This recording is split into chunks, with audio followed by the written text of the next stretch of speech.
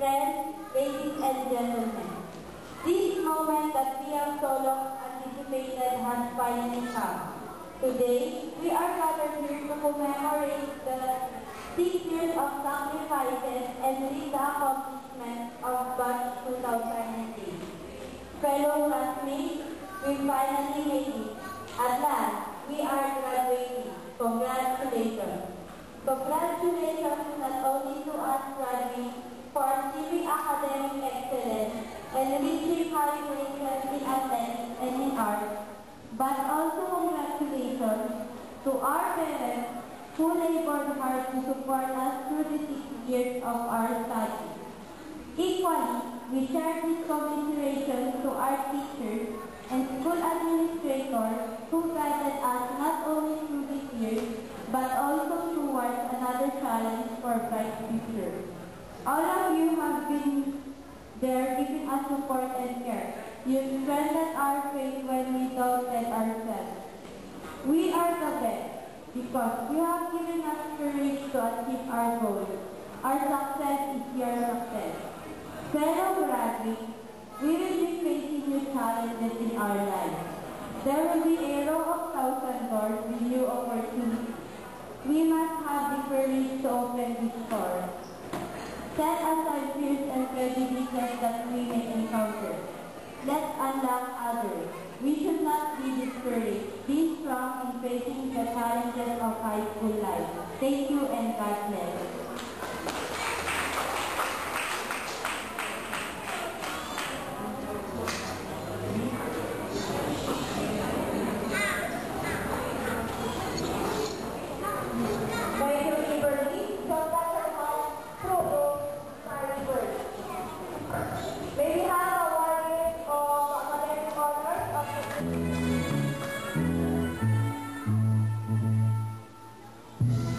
Dion Kimberly G.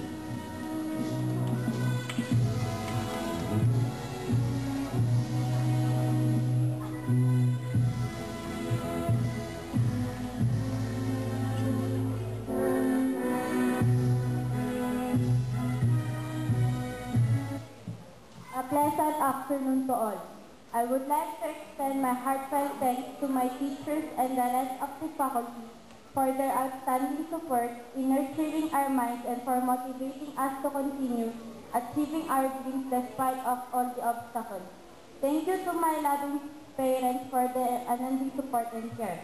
You will always be my inspiration. My success will not be possible without you by my side. And most importantly, to God the Almighty for strengthening my abilities and for empowering me to keep believing. Thank you.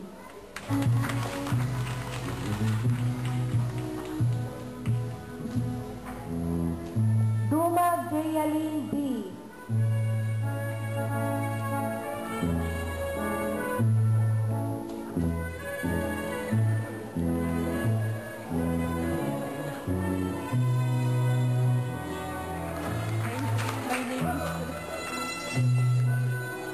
Dion Mark Allen G.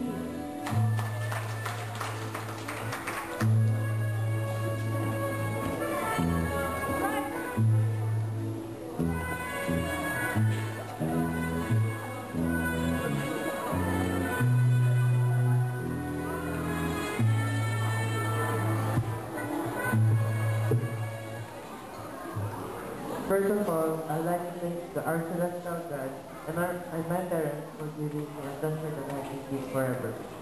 To my dear sisters, thank you for giving me respect this morning. To my classmates, if there would be an old chapter of our life that would be closing this day, there will always be a between us. Once again, thank you and good afternoon.